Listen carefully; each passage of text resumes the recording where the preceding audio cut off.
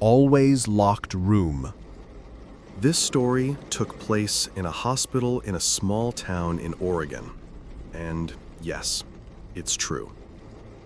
What I'm about to share happened to my uncle. He used to work in the maintenance department of a hospital in the town of Ashland for several years before it happened. One of the most vivid memories from my childhood was hearing him tell this story. The story of what happened one night at that hospital, a night that made him quit his job forever. It had such a deep effect on him that every time we managed to convince him to talk about it, which wasn't often, he'd slip into a kind of trance.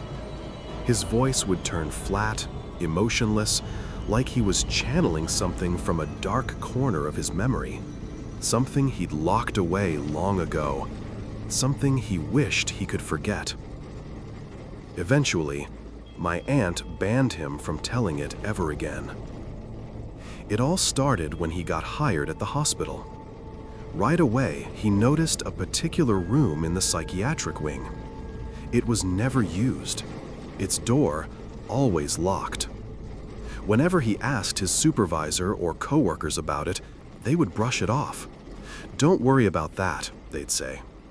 Then change the subject. Sometimes they'd just ignore the question completely.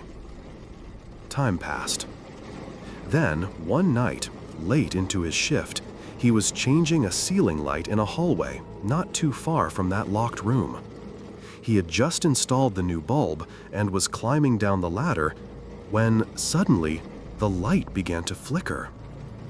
Then the temperature dropped sharply, and a strange smell, thick and rotten, filled the hallway, like some invisible fog had rolled in. To grab another bulb, he had to walk past that locked door, the one no one ever used, the one everyone avoided. As he walked toward it, the stench got even worse. And that's when he heard it. A sound coming from the direction of that room. At first, it sounded like someone singing. Then it shifted into something darker, a strange, disturbing whisper. What came next hit him like a wave. First, deep sadness, then rage, then pure fear. He didn't recognize the voice at first, but then it clicked. It was her, his grandmother's voice, the same grandmother who had died more than 20 years earlier. "Reynaldo," a fragile, familiar voice called out. "Help me, Reynaldo. You're the only one who can help me now. I'm here. Hurry, Reynaldo. Please, hurry." He froze. His blood turned to ice. How could this be happening? She was dead. Tears streamed down his face like a lost child's. And underneath that pleading voice, he heard something else.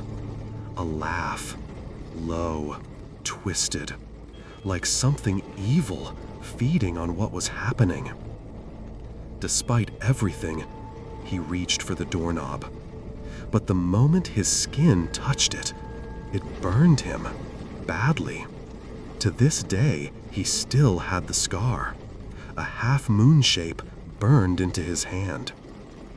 Then the doorknob started turning on its own, slowly at first. Then, suddenly, the entire door began shaking violently. Something or someone was on the other side, pounding, kicking, trying to break through. He ran. He didn't look back. The laughter behind him grew louder, closer. By the time he reached the reception area, his legs gave out. He collapsed, unconscious. When he came to, people were gathered around him. A nurse was treating his burned hand. They asked what had happened. And, well, he told them. 2 janitors were sent to check it out, together. No one wanted to go alone. They came back not long after. One of them calmly took off his badge, set it on the counter, grabbed his coat, and walked out. Message received. I quit. The other janitor claimed he hadn't seen anything unusual. The ladder was still in place, the light was working fine. But a few nights later, the janitor who quit called my uncle. He said he'd experienced the exact same thing, except the voice he heard wasn't a grandmother. It was his brother, who had also passed away years ago. And just like my uncle, he felt that same twisted mix of sadness, anger, and fear. That was the final straw. My uncle decided he was done. But when he told his supervisor he wanted to resign, they didn't even argue. He was immediately let go and told never to speak of it again. Years later, my uncle passed away peacefully, old and of natural causes. But to this day, I can't stop thinking about that story. Because what he described, it sounds exactly like the movies you see about demonic possession. So what was it? Was there something locked in that room? Something that knew how to reach deep into people's emotions? Something pretending to be a lost loved one? Something feeding on grief? Was it a demon? Who knows? But that room is still locked, and I don't think anyone ever opened it again.